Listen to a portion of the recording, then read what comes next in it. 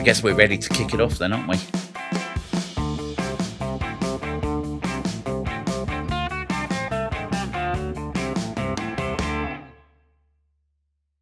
I'm talking to Tryg Verran today about his experiences and what's brought him to his way of thinking.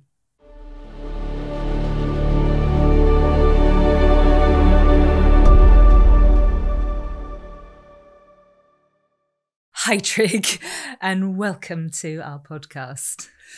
Hello. Thank you very much for having me. It's great to meet you. Very welcome, and thank you for coming down. What I wanted you to do is just explain to me a little bit about how you've come to be sitting here with the thoughts that you've got. Just a brief overview of what you've done. You're here now, and then we'll sort of dig into all of that a bit deeper. Yeah, sure. Thank you very much. So I am. I've been a lyrical artist, working many different jobs, and then I'd saved up enough money to do a PhD thesis and headed over to New Zealand to start working on that at the University of Auckland. And it was then that the lockdowns happened. And for various reasons, I ended up being shipped back. And so I'm continuing my PhD thesis, because basically I've started it, so I am going to finish it. But I do feel I've always been a bit of a weird fish in the sense that I never really fit into any particular framework or institution. I'm a wild country boy, so I was always a little bit too country for the city and a little too city for the country. So I've kind of maintained that lifestyle really wherever I've gone or wherever I've ended up. So that's where I've kind of got to now, I suppose. Thinking of how did all of this, there seems to be a lot of confusion for me. And I suppose partly through my thesis as well, I've been investigating this. What is your thesis? My thesis is on, it's called Cig Telednek, which in Cornish means lyrical flesh. And it's kind of investigating immaterial confederations of land. So it's the relationship between languages and land, people and place. It's all very highfalutin. But basically, I suppose I'm investigating the Cornish language and certain linguistic or grammatical features in it and how they relate to a different relationship to land. And so it's incredibly, it is purely and simply for my interest. I'm of a certain age where I'm looking to retire soon. So it's not like a career thing. This is more like, this is a summation of a lot of work I've been doing for many years in many different fields. So coming out of that, I suppose looking at this real material relationship between language and land was really important for me to ascertaining really what was going on around me in terms of New Zealand culture. And a lot of this was coming out of the academy. Right. And it was really, really easy to see that a lot of it was not fact or evidence-based. Can I ask what you were doing in New Zealand, just to understand where you're coming from on that? Sure. So I was doing this thesis in the English department. And so I was working with a lot of Maori practitioners because obviously they have a very keen understanding of land and language. Do you see what I mean? Yeah. So what I was basically into my second year. So I was kind of getting on through by the time the pandemic hit the first time.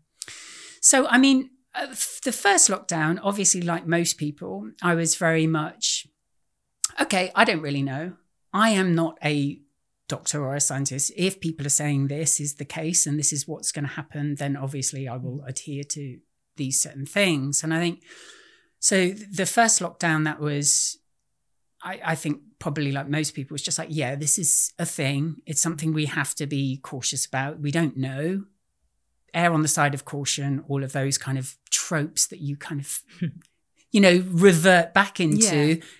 which we'll get onto in a minute, like this idea of the mantic and the vatic of poetry, how those things stick in your mind, you know. But the idea was, okay, you know, right, I'll go along with this for a bit. But then, you know, gradually, by the time the second lockdown hit, really, I mean, I was clearly noticing that something was wrong. And, you know, I had a few friends who were also in that vein, but none of them were at the university. Right, okay. Most of them were Maori, quite a few homeless people. I mean, you know, they were just like, like they didn't see any sense in this at all. And there's, you know, obviously a few funny stories I can tell you about those situations. But it got to the point, I suppose, the big change for me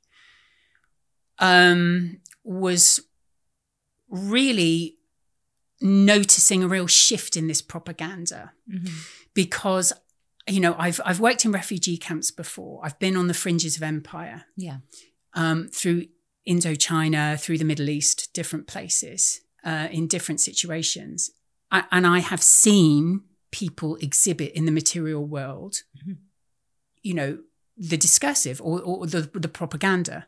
You know, literally, I've been speaking to armed soldiers illegally occupying someone's country saying, yeah, no, we're not in an empire, you know. So I'm very used to seeing the effects of propaganda and what it can really do. It can literally overwrite someone's mind. But the difference I noted in New Zealand that I'd never seen before, really, to that extent, was like an overwriting in real time with no fear. Because, I mean, a soldier who's been propagandized and is in someone else's country, there is also the physical factor of they are in fear of their life. There is a real fear there, you know. There is a material concern there.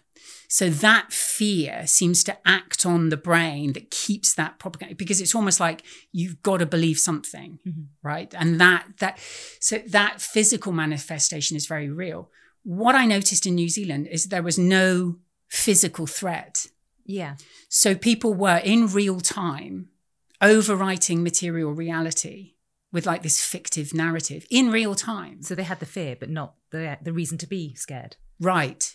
Yeah, there was no tethering to it. So it's quite, I suppose it's funny. It's not really funny, but I remember seeing one of my colleagues walking around the Domain, which is a beautiful park in Auckland, near where my apartment was, also adjacent to the biggest hospital in Auckland, also adjacent to the university. So I spent a lot of time wandering around that, like a sort of tramp, really, just thinking I am the only person walking around in a circle thinking this is strange. Were you the only one walking around? No. There was lots of people, but everyone else had masks on, obviously.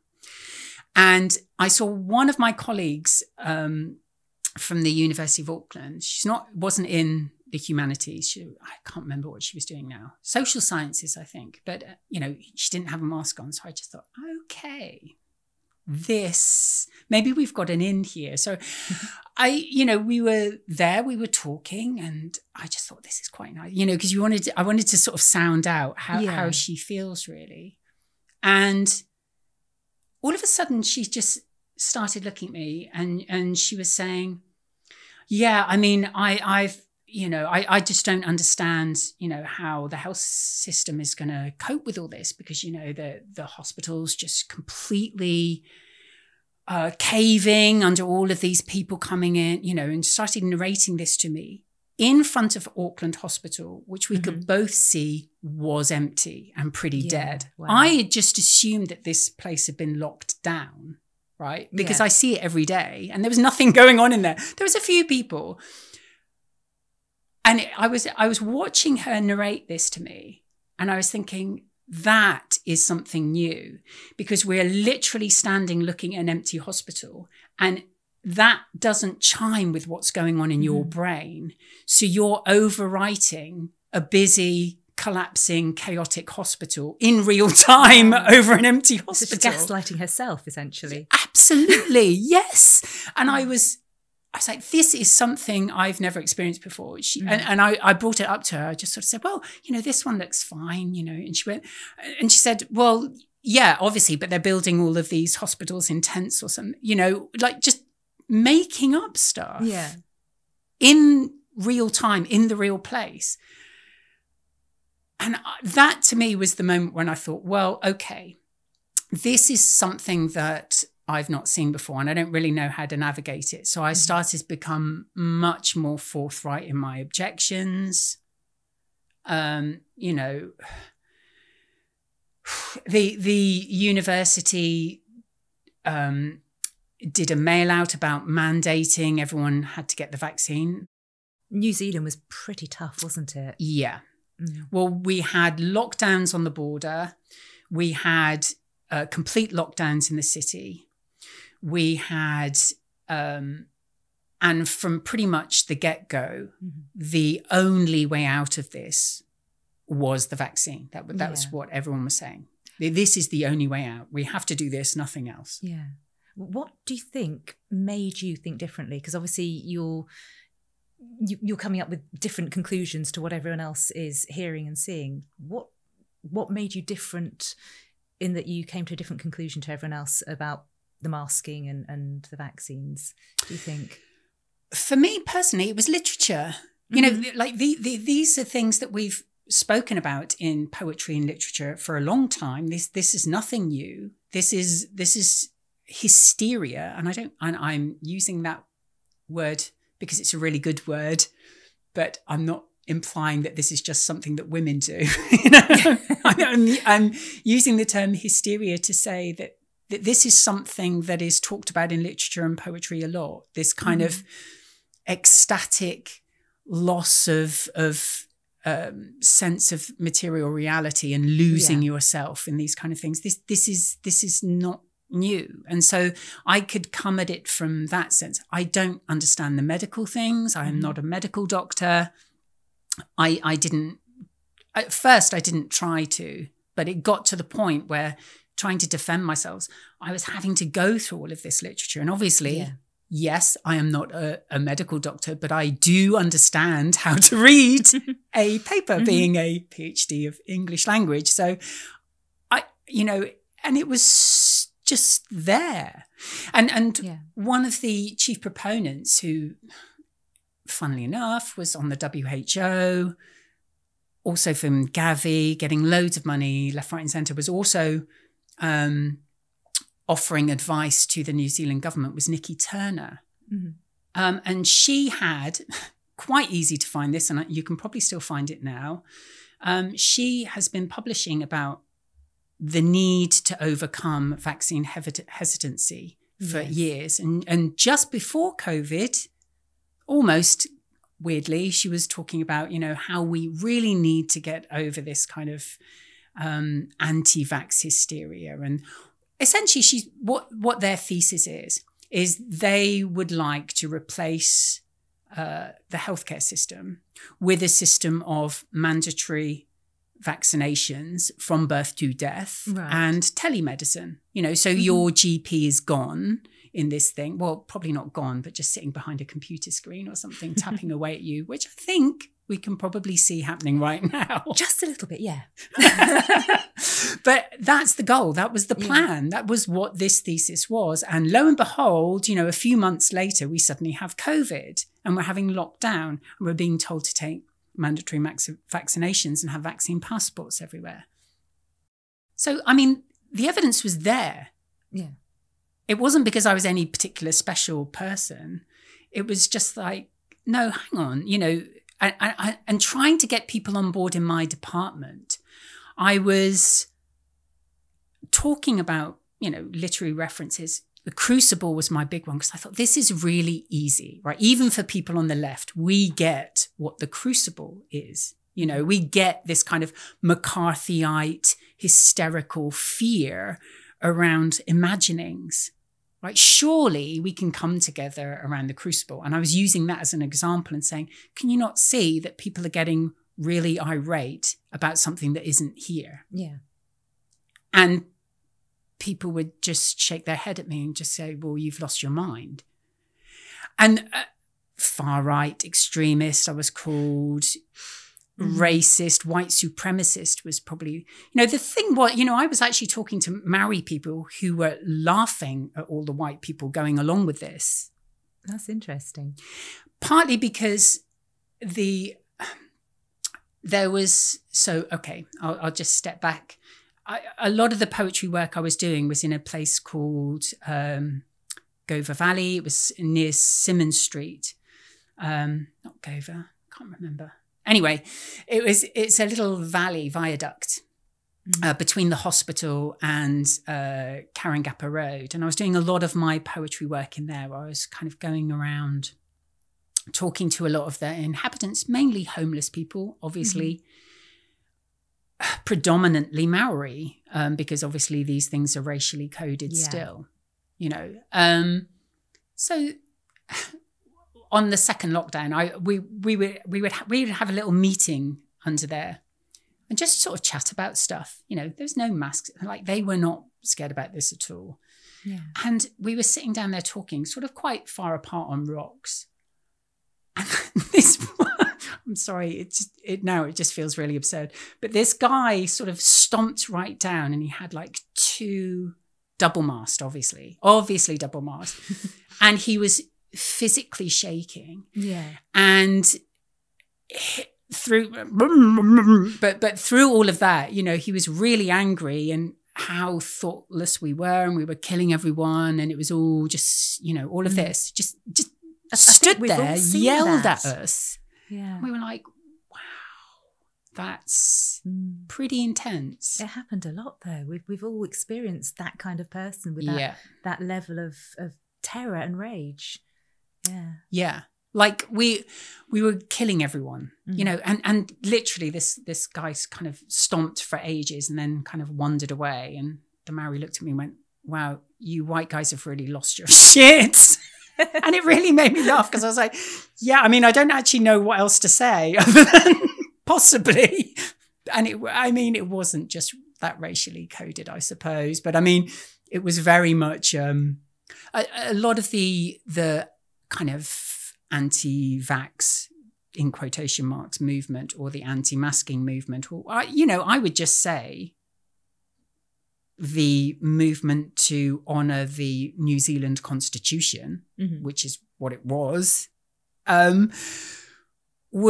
very much Maori Christians.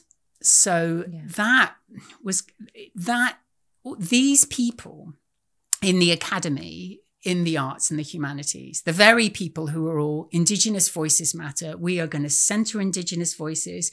It is Indigenous voices that mean anything in Aotearoa, New Zealand. This is it. It's a Maori land. We are Pakeha. We are colonists here. The white people. We need to centre Maori and Indigenous voices. Those exact same people were the same people within 6 weeks who were saying, yeah, well, they're just kind of dirty Christian idiots. They don't understand anything, and they should just take it and shut up.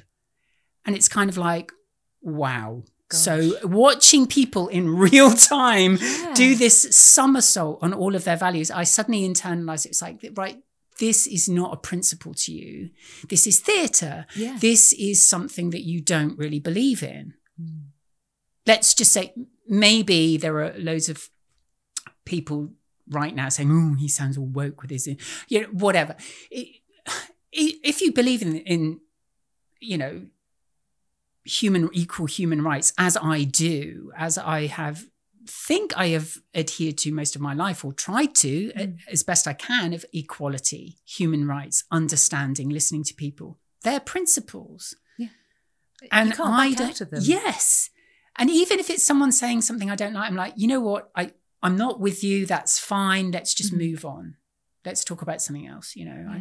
Whatever it is in most situations. It's why I've been in really tempestuous parts of the world and been able to kind of stay sort of sane, because you meet people who don't agree with you constantly in very stressful situations. And just trying to talk these people down from all this was impossible. I mean, I have good friends in New Zealand still, and there are a few people, like I said, who talk to me. But I mean, at the time, my colleagues in the university, I lost them all. And it really came out of the woodwork. The thing that upset me was people who were saying things about my intentions and my integrity that were simply not true. Yeah. And that's what upset me. And just before, because I didn't really care what they were saying. It was like, all right, okay, you want to wear a mask? Fine, Mm-hmm.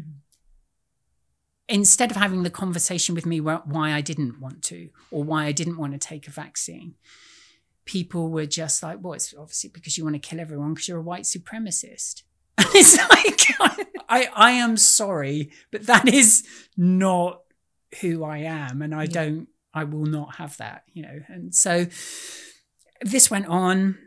It got progressively worse. And I was having more, it wasn't really so much my academic team, like supervisors weren't so bad with all of this. It was the institution itself. Mm-hmm. They wanted me, I wasn't going to be allowed to go on, not just in the buildings, but on any part of the property unless I'd taken a vaccine and have my vaccine passport. Was this, you say it was the university, was it the government mandates on the university, or was the university itself taking this as this is our rule of across the board? Well, they did this really clever thing where they sort of emailed out to everyone and said, we're thinking about vaccine passports and mandates. Mm-hmm.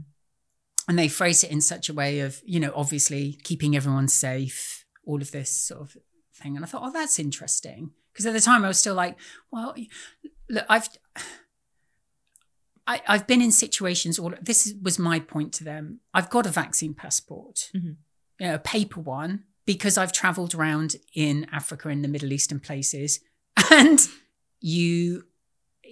I'm not like scared of needles. You're it's not like the anti-vaxxer they're looking for, really. No, not at all. It's like I've actually had lots of vaccines because I've been to places where I thought, I don't want to get stuck in a jungle and just something fall off. Do you know what I mean? So it's like, I am actually going to just take that whatever. But it was all still very conscientious and talked through and thought about. Yeah. Consent. Oh, what happened to that? Mm-hmm. All of these people who are, all of my colleagues who are very much in on consent, which I am too, but it's something like, oh, okay, so we're just, that doesn't mean anything anymore. Again, another not principle. in this instance. Yes. Yeah. So I was just like, well, this is really interesting considering this is a whole new thing and it's just rolling out. And, again, I was just asking for, well, has this been tested? Of course, it's been tested, safe and effective. Again, the mantic poetry coming in, safe and effective. It became a little song that people were singing in their minds. Just like, what does that even mean? It doesn't mean anything. It is a meaningless thing. It's like, okay, well, if it is safe and effective, how do we know that? Can you show me what, this is other than company marketing propaganda, which is what they were showing me. They were just showing me like, this is a study from, the company. It's like, okay, so that's an advert. No, I want to know. You know what I mean? It was just suddenly like, I can see what this is and I know it's got big words in it and I can see it's telling me it's safe and effective, but it is still an advert. I know how this works. And no, they couldn't. And so I was like, well, of course I'm not going to take it. And I don't think you should be encouraging other people to take it because it just isn't what you say it is. That did not go down too well. Again, white supremacist. Conspiracy theorist is a good one, which I don't mind. I am a bit of a conspiracy theorist now. But as I've always said, Marx was a conspiracy theorist. So I think that is something the left needs to embrace again. Just say, yes, we are being manipulated by kind of elites. Well, it's been turned into a negative term, but, does it have to be a negative term? Yeah. Maybe it can be a positive term. Right. Well, we can embrace it. Yeah. embrace it, or at least there's some good people doing things. There's TrueAnon podcast. If anyone gets a chance to hear that, they're kind of left-wing Marxists, and they go into, it's QAnon, but it's true. So they go into all of these things and they try and look at it from a Marxist perspective, and it's really an interesting podcast, and they do make me laugh quite a bit. So there is things like that where it's just like, all of this it's all just obfuscation. You know, they didn't want to answer any of the questions that I had. Yeah. They didn't want to provide me with any information that I was asking for, other than they would send me yet another link to Nikki Turner's work. And it's like, she is being paid a fortune to institute all of this. Why would I take anything she says seriously? You know, no one wanted to see that. So eventually, you know, it got worse. I was getting more and more stressed. I lost it for a bit because it was so, I know everyone likes to be there, the calm, rational narrator in these situations. No, like this, I've been in war zones, and I can tell you I was more disoriented in New Zealand in this time than I was in a war situation. Wow. Or in a coup. Because it's, at least when you're in like scenes of physical contention and war zones and things like that, there's something real in front of you. Yeah. You know why there's panic. You know why there's pandemonium. You know why people are behaving in really strange ways. It makes sense. It makes sense, right? There's that to hold on to. It's like, yeah, we know why this is, everyone's going crazy. We can see it. We can feel it. It's a real thing. But there, it was so unsettling because there was nothing wrong. It was like I was trapped in Stepford Wives. Yeah. It was really that.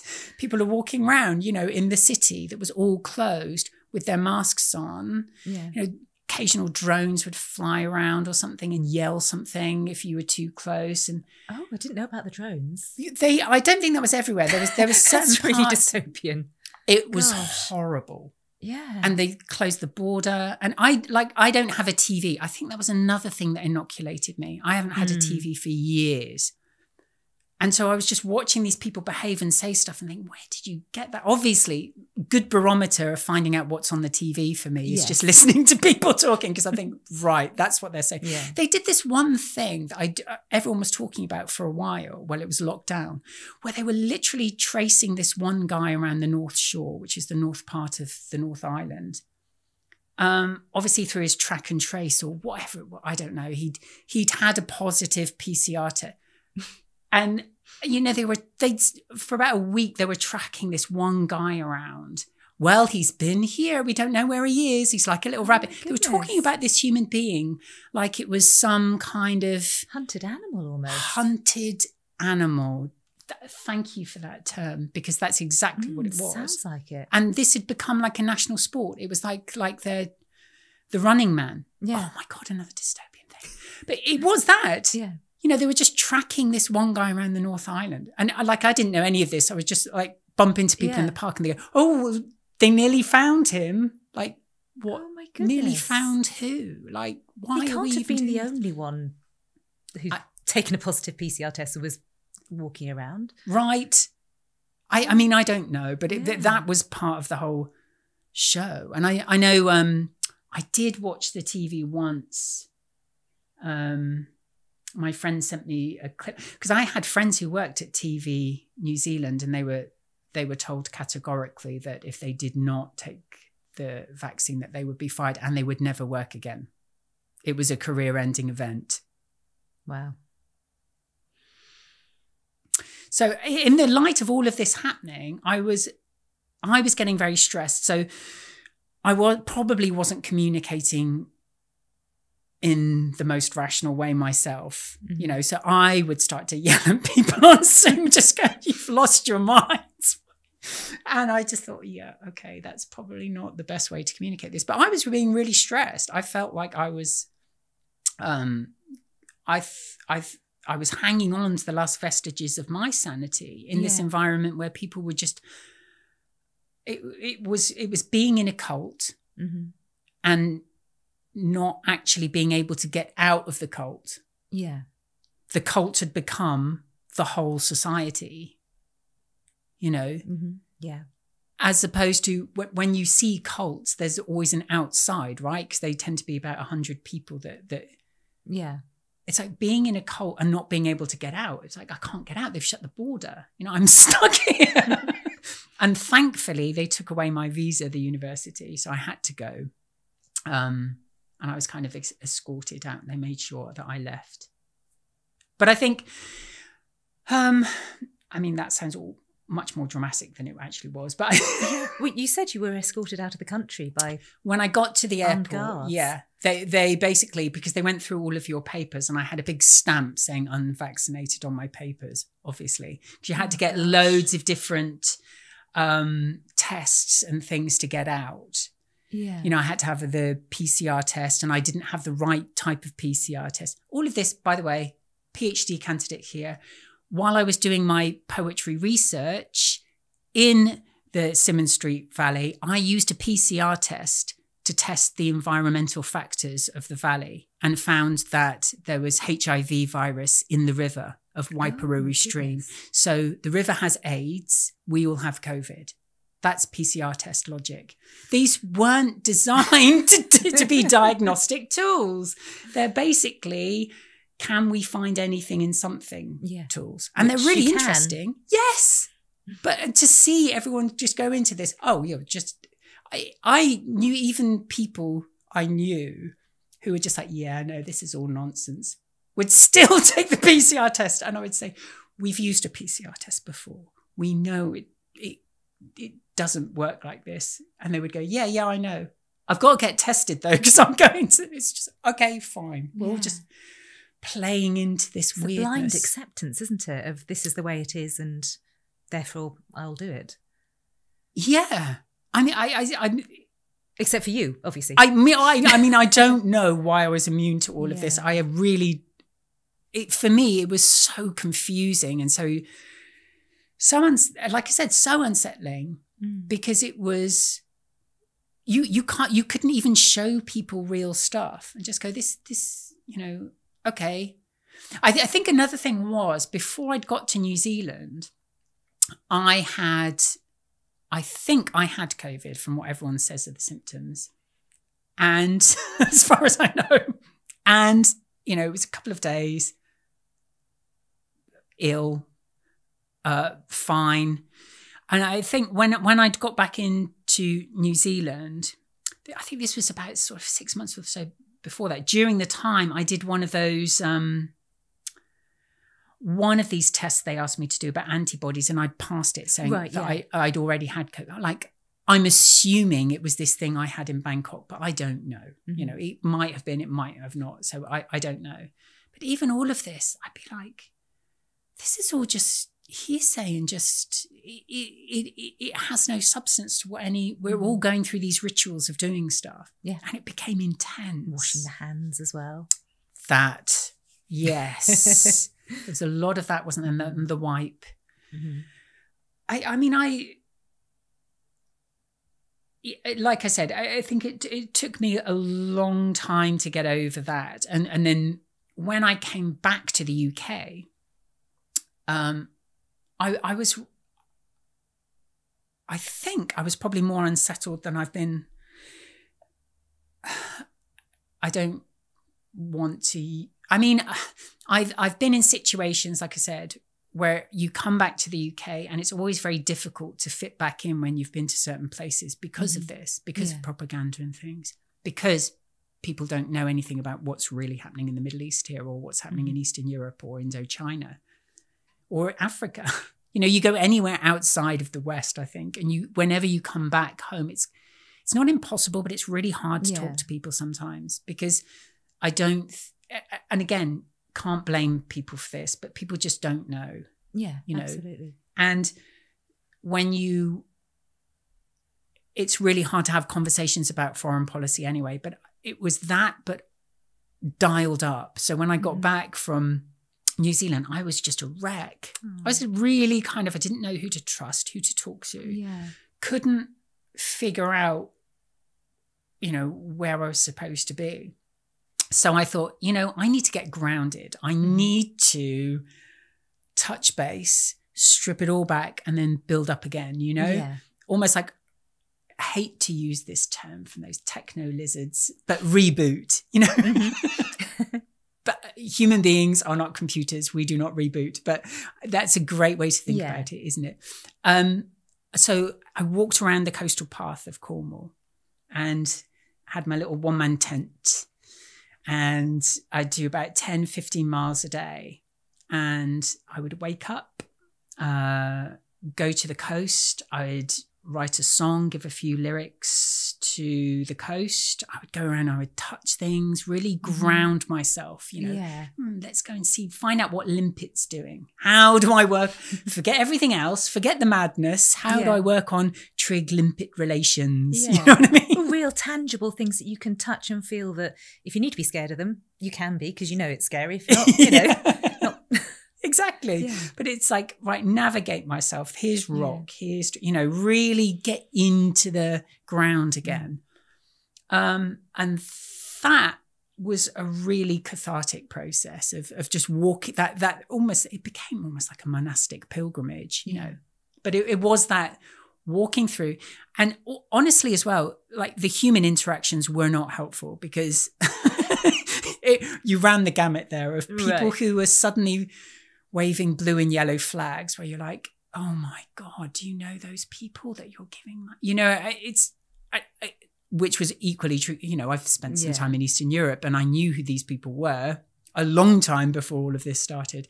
And it just seemed, you know, I flew back from New Zealand and suddenly I'm walking around. It's like, oh my God, now everyone's blue and yellow flags has become the new blue and yellow safe and effective. And it's just like, oh, it was too much.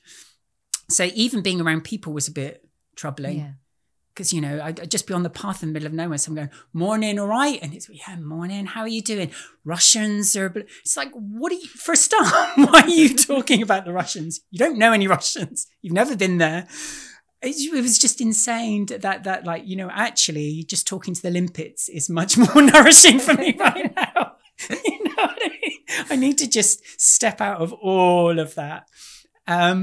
And there's a lot of Ike people. And I think many of the groups that I was meeting who were very of the similar ilk to me, who were very, this is a bit nonsense.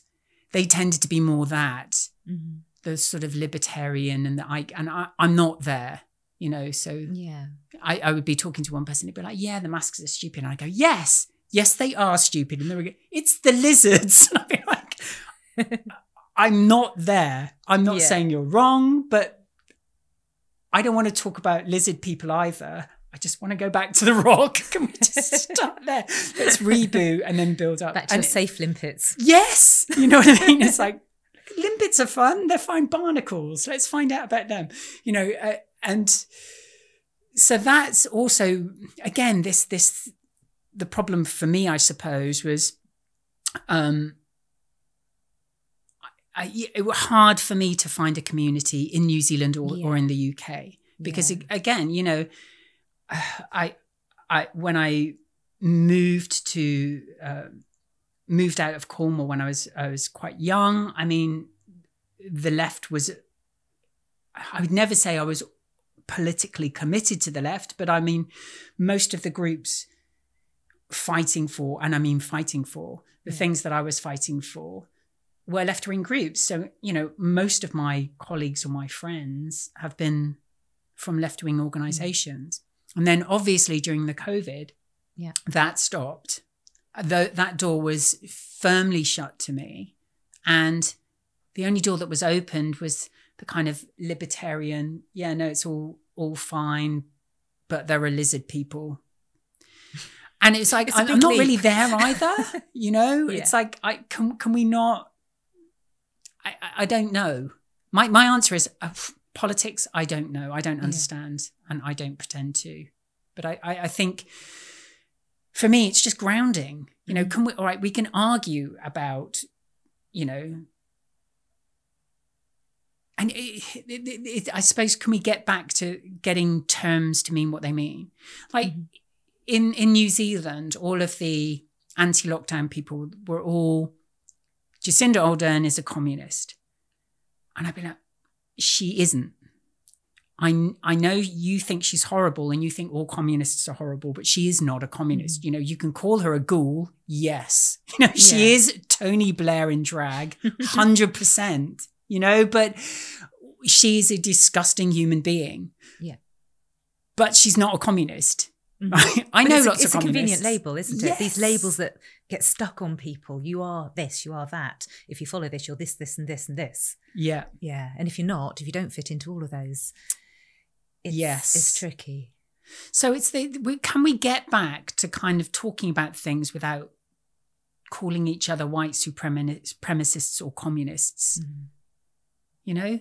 Surely there has to be some sort of material reality middle ground. We can go, okay, this is stuff. This is land.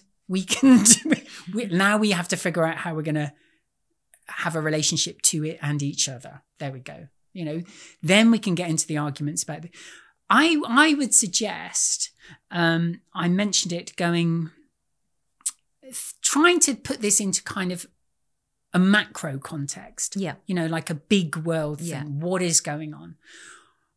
I don't think it's any one thing. I know a lot of people in the freedom movement talk about the WHO and the WEF and those kind of things. Fine. I really agree. I don't think those people's intentions are good at all. But I don't think it's any one thing. I think there's multiple things going on here. One, I think the collapse of the US empire is a big part of it. And that's why all of these narratives are starting to seep out and people are starting to realize that we've been sold a bill of goods for a long time now, since the Second World War, really. But what's interesting about that is I did briefly work at the BBC many, many years ago, partly as a researcher, and I was on Radio 1 for a little part. Didn't go down too well. But I would say one of the things that we were told was not to use the word the American empire. Again, with this whole idea of propaganda and writing over material reality. I think what was very interesting about the American empire is they disappeared it from the public consciousness. They made it vanish. This is the biggest empire that has ever existed on the planet. It is in every continent and in every country. There's like over 1,000 military bases. I've been to these places and they've made it disappear. We don't even talk about it. It's like, oh, all of a sudden there's some war in Ukraine or there's a war in Iraq. It's almost like it's incredible feat. I'm actually in awe of how successful these people have been at doing it. Why do you think they've done that? What's the purpose behind that? I don't know, because I suppose with other European empires, it was really easy to see them because they said what they were. Like, we are an empire. Hello, it's the British Empire. Hello, it's the French Empire. You know what I mean? It was very obvious, I suppose. There was no kind of hidden intent, really. It was about exploiting colonial places for resources. Okay, we can get behind that because we see it is what it is. We can agree or disagree with whether or not that's a good idea. Personally, I happen to think it's a bad idea. But it's different with the American one because it was also hazy with the end of the Second World War, where essentially the British Empire was absorbed into the United States. Right. Like governorship, really, as well as huge amounts of the Nazi regime, which nobody particularly likes to talk about. I mean, NATO... I mean, let's not go down that route, but I don't think they're our friends either. I don't know how this podcast is going to be.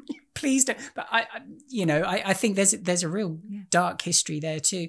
And all of this, and I think the goal was just to not talk about it, to use euphemism to describe, freedom this or bringing democracy to the world. There's all of these different phrases that they've employed to literally make it vanish. But it has been there since the Second World War, and it is doing exactly the same thing that the British Empire was doing, but more so. Mm-hmm. And yet nobody really understands that. Like, that's the problem. When I've come back from war situations, is it's really difficult to get people. I'm not suggesting that everybody in all of these other countries are saints. I don't take that simplistic worldview. The world is not that simplistic. I'm not saying that. But to just deny the existence of this machine is incredible to me. I guess unless you've physically seen it yourself in action, it's hard to actually imagine what that looks like. Right. So, you know, you've got this larger context of all these different, you know, things around the world, and you can put them all together and come up with a single picture. Whereas for those of us who haven't seen that, we're just going on you saying this, and it's hard to sort of really understand it.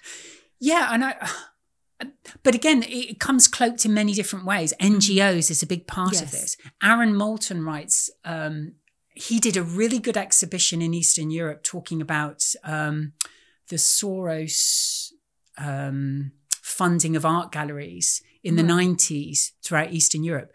Okay. It's soft propaganda. So the whole contemporary art movement that came out was soft Western, like US propaganda to kind of turn the Balkan states away from kind of Soviet influence and all those kind of things. So it has many guises, many faces. I'm not suggesting it is as simplistic as nation states anymore. It is not. Yeah. And indeed, like most of the places I've been, a lot of the American servicemen and troops are following orders from private mercenaries. So I think a lot of all of this, what we would call the US empire, I suppose, is BlackRock. It's corporate people with private ex-military mercenary groups who are the most people you've really got to steer clear from. They have zero. Like if someone's got a uniform on, they've got an address. Do you see what I mean? Yeah. It's like, oh right, you're a US troop, you're a Russian troop, you're a British troop, or whatever. One of the reasons why I wear my but you've got an address. You've got an address, and a lot of these other groups that are doing the actual kind of pillaging really are non-state entities, non-uniformed. Yeah. We're talking things like CIA and MI6 and NATO and all of these kind of. Aaron Good writes a lot about this. I would recommend everyone go and check him out. He talks about parapolitical structures. Great writer. So there's lots of people. This is a known quality, and it's. I think it's easier to get when you step outside of the West because you see all of these things fall apart instantly. You know, if you've got people running around shooting farmers in Afghanistan, telling you that they're freeing the country, suddenly it becomes really clear to you. It's like, well, you're not doing that. You know, that's not what you're doing. Yeah. But it gets. So I think that's a big part of what is the problem, is the mechanics of that are sort of collapsing. So suddenly all of this is becoming revealed, you know, and so the idea of conspiracy theory is probably a lot of, you know, revelations of this, the mechanics of this propaganda thing. Definitely. I would say in conjunction with that, there is this kind of techno-accelerationist movement, particularly among the billionaire tech class. And that, you know, has a very weird, dark etymology, I suppose, as well, of what they're trying to achieve with this. It's very anti-human. Yeah. They call it all sorts of nice names like post-human. But I mean, if you try and grill these people on where the human being is in all of this, well, you know, we're not there. Like the goal of what, and I think this is another kind of rich people cult. I don't really understand the mechanics of it. Please don't quote me on it, but it is a thing. A lot of them follow the work of that Nick Land, who's this, I think he coined the term of this accelerationist philosophy. He takes a lot of it from Deleuze and Guattari. Influence him, this kind of idea of this kind of compost of material and semiotic things, which, you know, it's like all matter and language and signs and symbols are all messed up in this big thing. I don't really understand how Nick Land gets from that to where he gets to. But again, I think it's the idea of leaving the body behind and entering the space of knowledge where all symbol and bodily relationships interact in one thing. It's basically, it's like a suicidal cult. It's really weird. I mean, I don't understand it. I don't even know. The only reason I brought him up was because the True Non podcast people were talking about him this week, and it did make me think, yes, that's right. That's what these techno people were doing. I went to a number of, the great thing, I suppose, about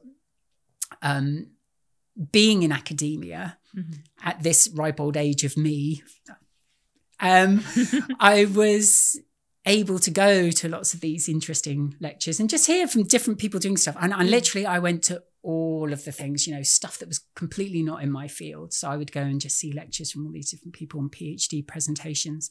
And the tech ones are really weird. Mm-hmm. And it was really easy to derail them. And I didn't do it on purpose.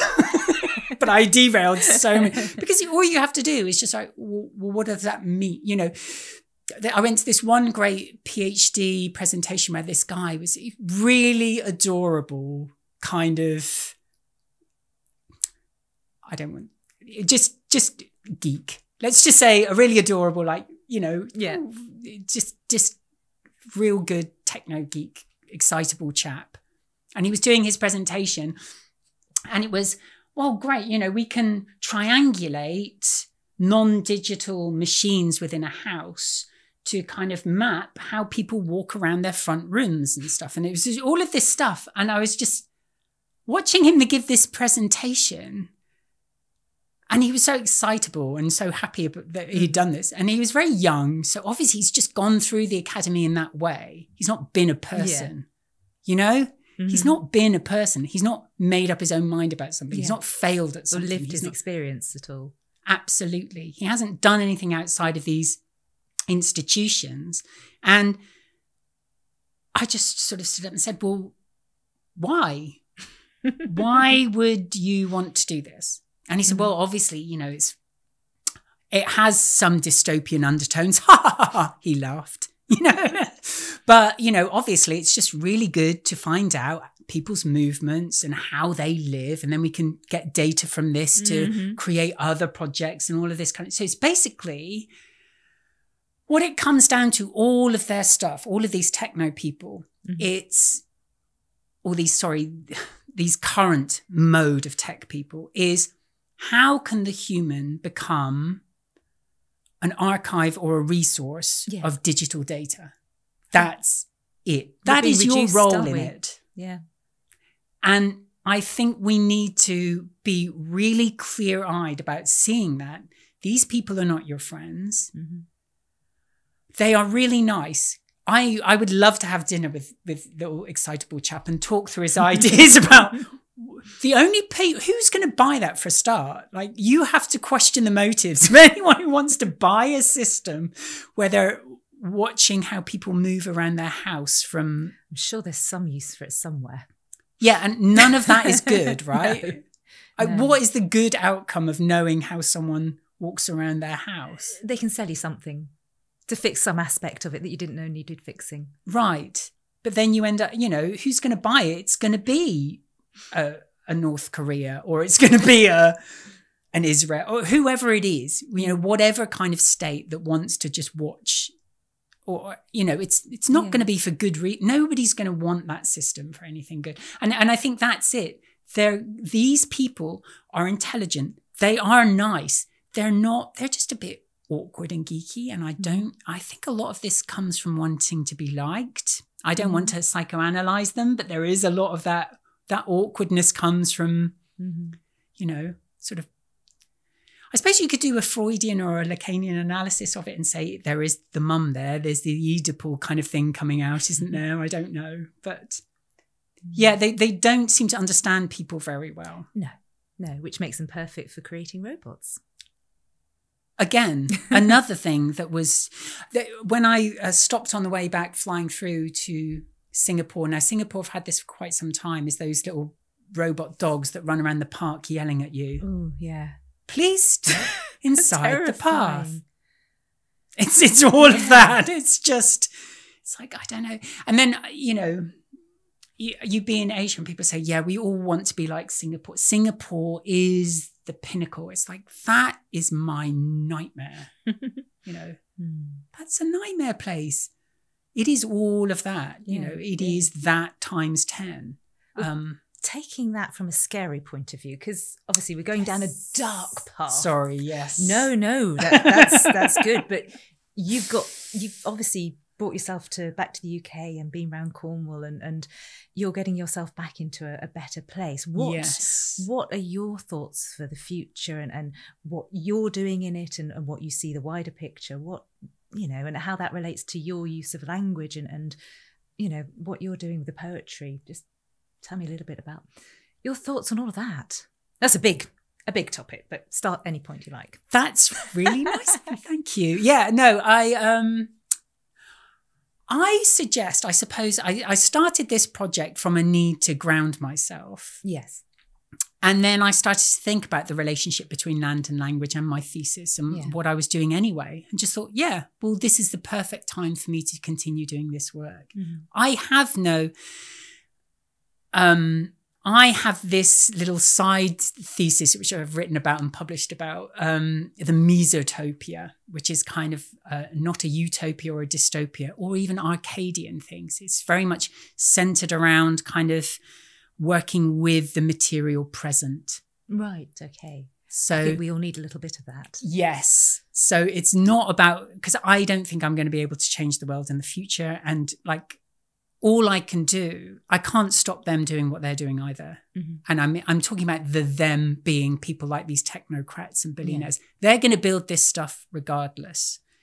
I think great thing that I can bring to this is just be and do, and be in the present and do stuff like this and use word and language in order to just unsettle that kind of spectacular veil that they've thrown over everything of propaganda. It's just to trouble it at the corners.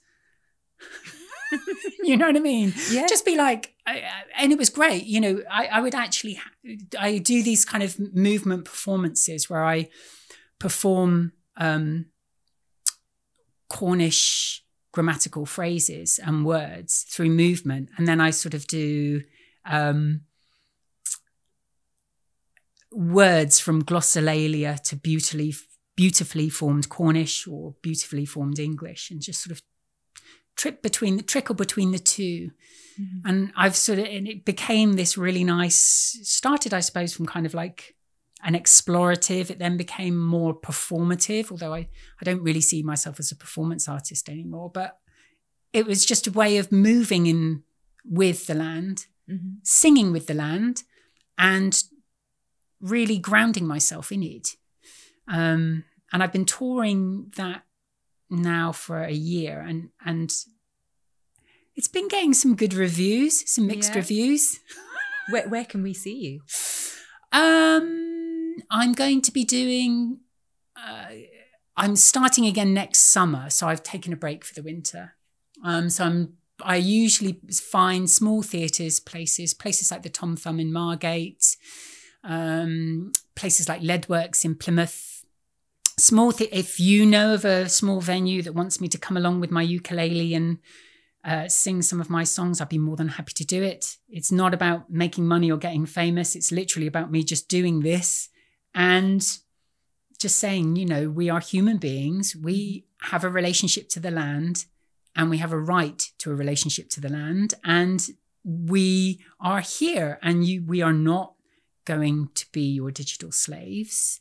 We are not going to be tagging our children.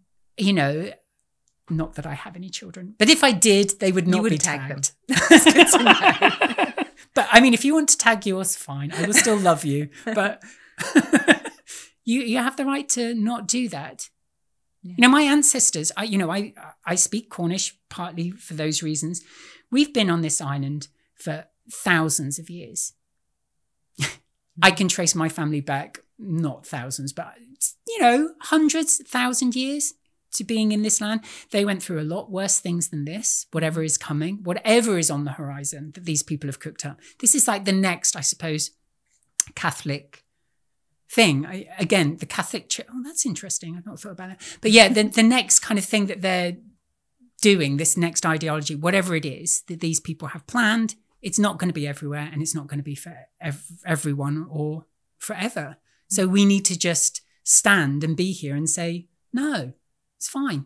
Carry on with it. You want to wear your 2 masks, shoot your kids up with stuff that you don't actually know what's in it.